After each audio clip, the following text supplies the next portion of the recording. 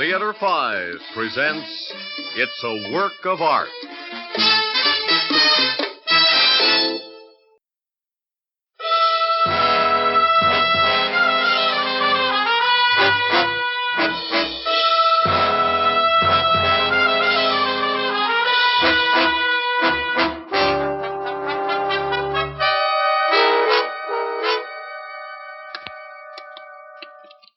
Come in, gentlemen. Come in. I have been waiting for you. My name is Dr. Lazarus. Dr. Lazarus, this is a surprise, sir. Dr. Lazarus, this is a pleasure, sir. Dr. Lazarus, this is an honor, sir. Great privilege to meet you, sir. And your names are? Tom Black. Dick White. Harry Brown. Joe Freeman, sir. I'm delighted to welcome you, gentlemen. Delighted each of you were able to come. Be seated. Please be seated. Make yourselves comfortable. You've had a long journey. You must be very tired. A little tired and very confused, sir. Confused? How so, Mr. Freeman? A matter of orientation, sir. Our aircraft altered direction half a dozen times. Our car from the airfield seemed to travel a long way, yet cover a short distance. And the elevator in this building traveled so smoothly, I don't know whether it carried me up or down. You are a man who likes to know where he is. I'm afraid so, sir. No need for apology. A commendable trait. Let me orient you as best I may. Your location, gentlemen, is an isolated and uninhabited point in the northwest sector of the North American continent. You have descended from that point 2,500 feet below the surface of the Earth. You have arrived in the confines of an installation codified as BY-7. A military installation, sir? Military? No, indeed no. Our purpose here is strictly non-military, sir. We are a scientific post. Purely science. Pure science. Needless to add, we operate with government funds under government contract. But doesn't everyone? Why, sir, is a non-military post under such stringent security? I am not free to supply that information for security reasons. Dr. Lazarus, the rest of us want to say that we have no interest where we are nor how we got here. We know we're here to do a job, and we'd like to get on with it. Whatever it is. Excellent. Proper attitude. Most commendable. Now, first, your general briefing. You four men are now attached to the final phase of the operation classified as Project Adam. You have been screened, scrutinized, and selected as each of you has been found to be topmost personnel in his own field. Allow me to congratulate you on your excellence. Thank you, sir. Thank you, sir. Now, your specific briefing. Project Adam was initiated 21 months ago. Has been in process since that time and has culminated with the completion of this installation. The installation consists of 5 sections. Each section contains certain specific material. Your participation is the correlation and the assemblage of that material. Your program, gentlemen, will progress as follows. Each morning for 5 successive mornings, you will report to one of the 5 sections in sequential order. Section A on the first morning, Section B on the second, and so on through Section E on the 5th morning. We assemble one section in one day, completing 5 sections on 5 successive days. Correct. On the 6th day, you will report to the project room. There you will coordinate the 5 completed sections. You will assemble the total entity, the machine. The total entity is to occupy just 1 day. Correct. We complete our participation in 6 days. Correct. On the 7th day, we test. What will we be testing, sir? The efficiency component and delivery potential of the machine. Of course. Of course. Please continue briefing, sir. Your daily log, gentlemen, is to be as follows. Report to section. Receive blueprints from me. Each set of prints will be found to be specific to that one section. Proceed according to blueprints. Complete section. Sir, it would expedite matters to present us with full blueprints from the outset. That is not the schedule. Well, then we'll be working in the dark. Precisely. But if we could form a concept of the whole, if we could have a mental picture of the completed No machine... one can form a concept of the whole, nor formulate a mental picture of the machine. I thought it might be possible to learn. You are a man who likes to understand what he is doing. I'm afraid so, sir. No need for apology. A commendable trait. Now, I must not keep you gentlemen from your rest. Every effort has been made to provide for your every comfort during your stay. You will be shown to your quarters.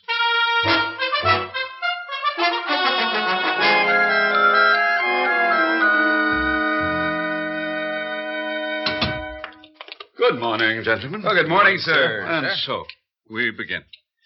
The beginning of the end, you might say. Yes, sir. We're ready. Willing. And anxious, sir. Be good enough to gather round this screen, gentlemen. Thank you. I shall now project upon the screen this day's work. Gentlemen, the blueprints for Section A. Remarkable. The plans please you, do they? Marvelous, sir. Remarkable, sir. Ingenious, sir. Most interesting, sir. I'm rather pleased myself, if I do say so. Sir, this project is a terrestrial operation. Terrestrial, Mr. Freeman? As opposed to aerospace? Yes, sir. It is terrestrial. You perceive that by observing the plans? No, sir, from thinking about the titles. Project Adam. Ah? And the fact that we complete a section each day and finish our work on the 6th day. Ah? And the fact that on the 7th day, we test. We rest on the 7th day. I don't quite follow. The creation, sir. And God said, let the earth bring forth living creature after his kind. And it was so. And God said, let us make man. So God created man in his own image. Male and female created he them. And the morning and the evening were the 6th day. And on the 7th day, God ended his work. And he rested on the 7th day.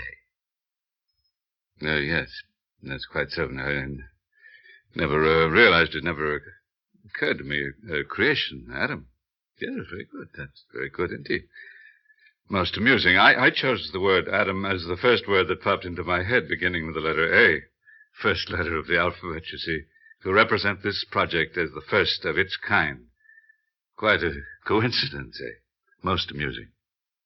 And now, Dr. Lazarus, may we get to our work? If you don't mind, sir. We're losing good time, sir. Oh, by all means, gentlemen. I shall leave you to your own good devices. Take care. Work carefully. Enjoy yourselves. Can't you keep your mouth shut? Sorry. Must you blurt out whatever pops into your I head? said I'm sorry. You ought to stop bothering Dr. Lazarus. I didn't mean to bother. It was just a thought. So stop thinking.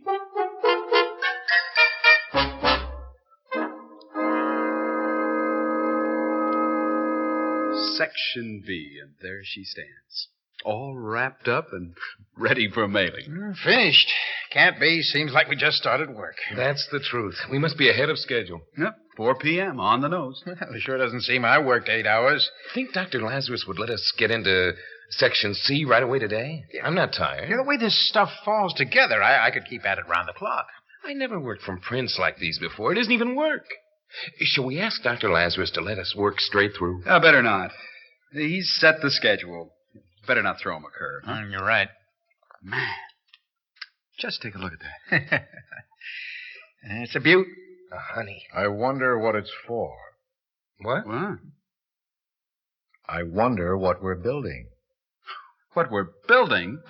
You know what we're building. We're building a machine. What kind of machine? Why are we building it? Why is it needed? When and where will it be used? He's talking again. I'm asking questions, not just talking. Look, what's the difference? If you ask questions, you learn something. When you learn something, you know what you're doing. It's important to know what you're doing. We know what we're doing. We have work to do, we do it. And that's all we have to know. Oh, there's more.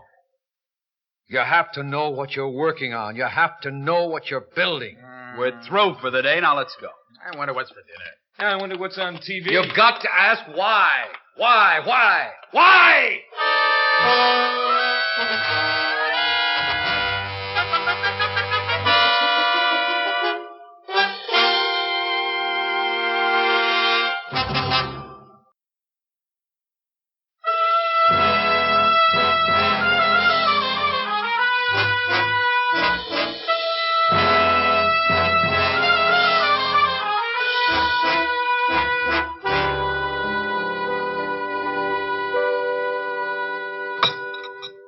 That's what I call a good dinner. Yep. They sure feed us good. Home was never like this. Hey, what'd you think of Section C today? Hey, bowled me over. Words don't exist to describe it. You know, you'd never believe a human brain could plan this project. Dr. Lazarus isn't human, he's superhuman. Yeah. He is a superman. Hey, look. Joe's still at it over there. What's he up to? What's he been scribbling? A letter home. Since before dinner. Would you miss dinner to write a letter home? I'm going to see what I can get on TV. Hey, make it an old movie. I go for old movies. I sure would like to know what he's up to over in that corner. Well, just go ahead and ask him. Yeah, I'll do that. I'll just do that. How's it going? It's rugged. Have you a problem? A puzzle. I'm trying to make sense from the 3 sections we finished. You're trying to do what? Fit the 3 sections together. Thought it might give me an idea what the machine will look like. You can't make them fit, huh? Now, there must be some connecting portions that we haven't worked with. And I guess Dr. Lazarus is keeping a few secrets to himself until the last minute. Smart man. Good way to keep nosy people from finding out more than's good for them. I tried to tell you that all I want to do is... I've heard what you tried to tell me. Now, you hear me. Don't throw a monkey wrench into the works. I'm not I say you are. You keep poking around. You get Dr. Lazarus down on you. He gets down on you, and he comes down on the rest of us. Now, we're tied to you, like it or not. So you just tear up that paper and put away that pencil, and don't pick it up again. It's 3 days to tea day. 3 days when you don't scribble on paper and you don't talk. And that, friend, is an order.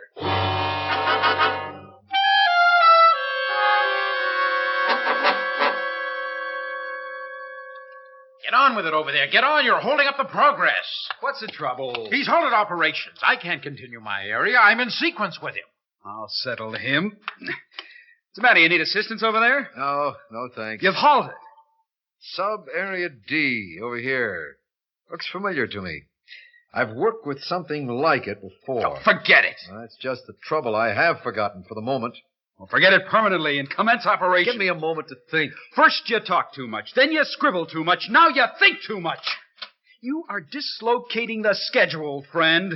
I warned you last night. I'm warning you again. Is there a difficulty, gentlemen? Oh, sorry, sir. Very sorry. I hadn't realized I couldn't resist dropping in for a brief visit. I, too, am impatient, you know.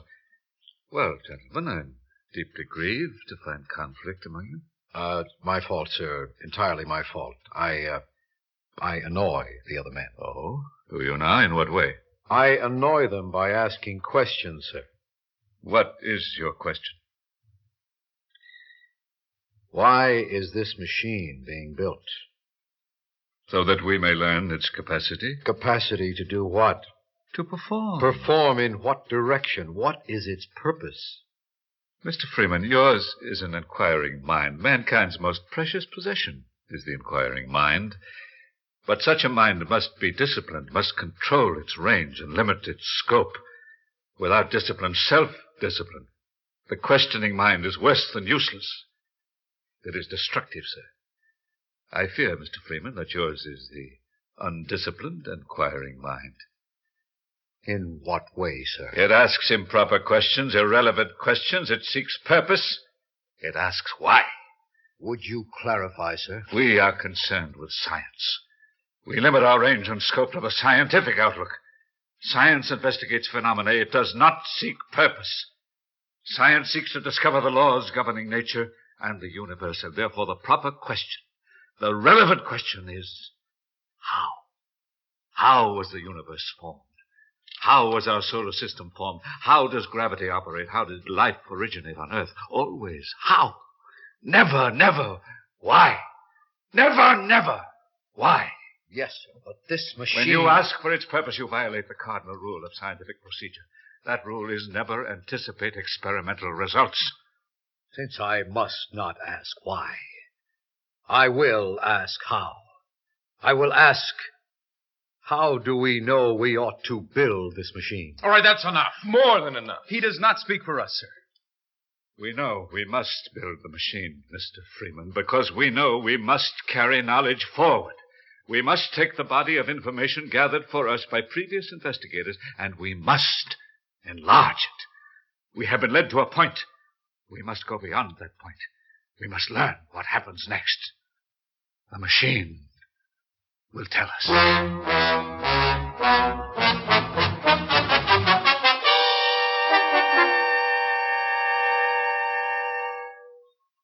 Can I talk to you fellas just once? Gin. I have gin. Schneidered you both of you. Listen, please, just one last time. Who deals? You do. No, I just don't. Okay. I do. We must not go any further with the machine.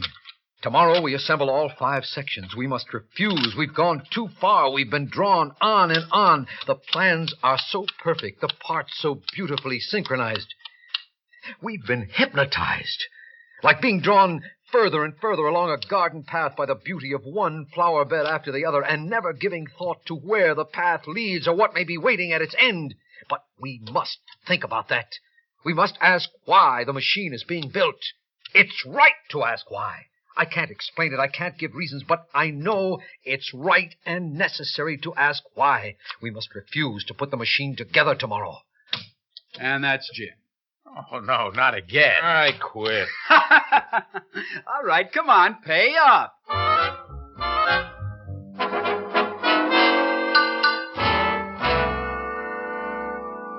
Well done, gentlemen, well done. Now tell me, now that you see the machine in final form, how does it strike you?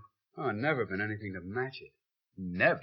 It's a privilege to have had a hand in building it, sir. Majestic. That's what it is, majestic. Only one way to describe it. A work of art. Yep. That's a work of art. A work of art. And you, Mr. Freeman, you formed no opinion? It is indeed, sir. A work of art.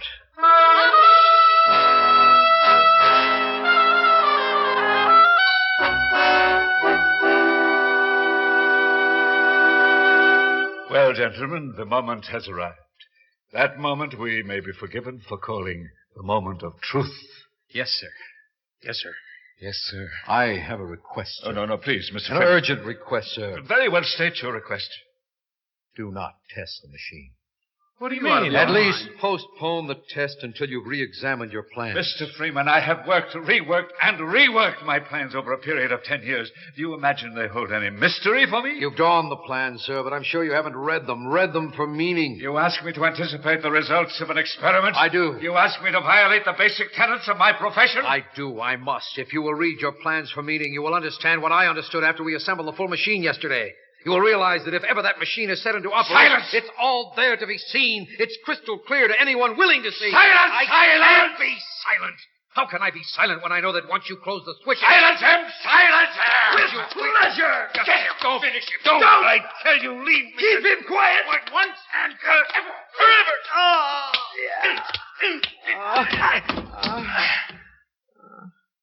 Well, he ought not to have forced us to such extreme action. Take stations. Ready, sir. Ready, sir. Ready, sir. Operate! Area 1 in operation, sir. Area 2 in operation, sir. Area 3 in operation, sir. 4! Area 4! I'll get it, sir. Area 4 in operation, sir.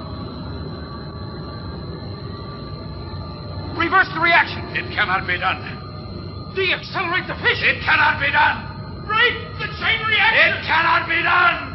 The machine must run its course. The machine will destroy us. The machine will destroy all mankind. The machine will destroy the earth. Why? Why? Why? You ask me to anticipate the results of an experiment? I do. Yes, I do.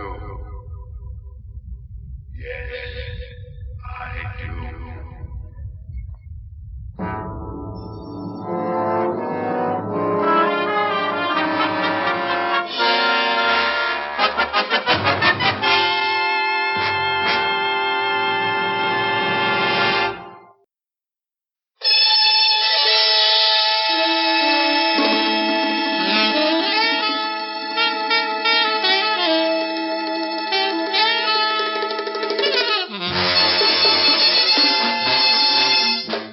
Theater 5 has presented It's a Work of Art, written by Lillian Andrews, produced and directed by Warren Somerville.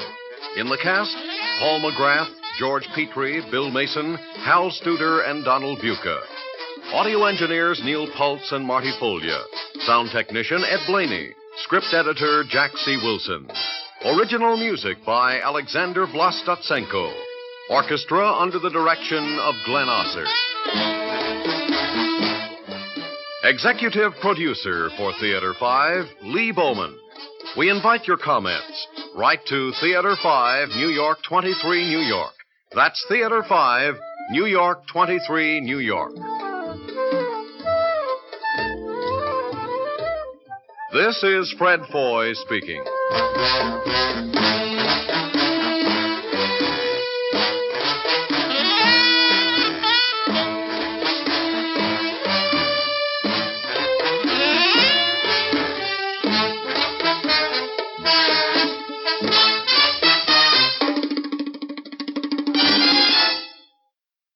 This has been an ABC Radio Network production.